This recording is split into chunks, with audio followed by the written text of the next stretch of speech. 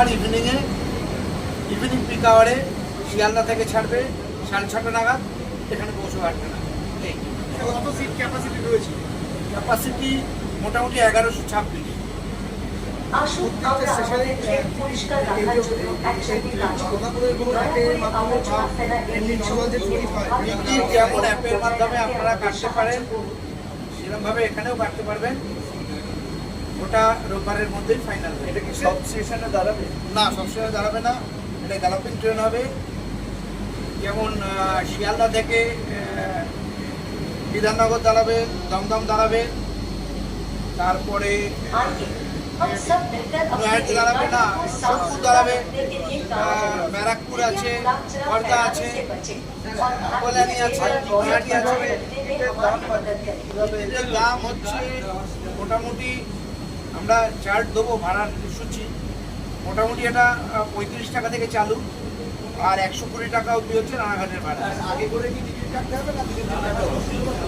হ্যাঁ, ধীরে ধীরে কাটতে হবে। হ্যাঁ, মান্থলি শুধু নয়, এই জন্য একটা বিশেষ ব্যবস্থা আছে। মান্থলি কাটা যাবে, ফর্টনাইটলি কাটা যাবে, অর্থাৎ 15 দিনের, উইকলি কাটা যাবে। ধরুন কারোর কোনো মেডিকেল এমার্জেন্সি আছে, হসপিটালে ভর্তি আছে, রানাঘাটের লোক, তিনি 1 সপ্তাহের জন্য যাবেন, তিনি উইকলি কাটতে পারবেন।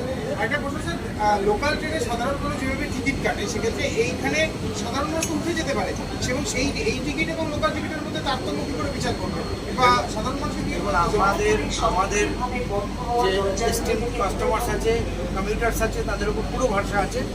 তারা ট্রেন টিকিট কেটেই চড়বে, আর ট্রেনেও সবসময়তেই টিকিট কাটবে। আর এটা ভেস্টিবিউল কানেক্টেড তো, আর গ্যালোপিং ট্রেন, ফলে টিকিট কাটতে ট্রেন ইটসেলফ এটা সবচেয়ে বড় কমফর্ট। আমি এই পয়েন্টেই আসতে চাইছি। আপনি দেখুন, এই রানাঘাট আসতে আপনার যদি ওলা বা উবার করুন, তাহলে আপনার খরচ পড়ে 1000 টাকা একদিনে, আর এখানে 120 টাকায় আসবে।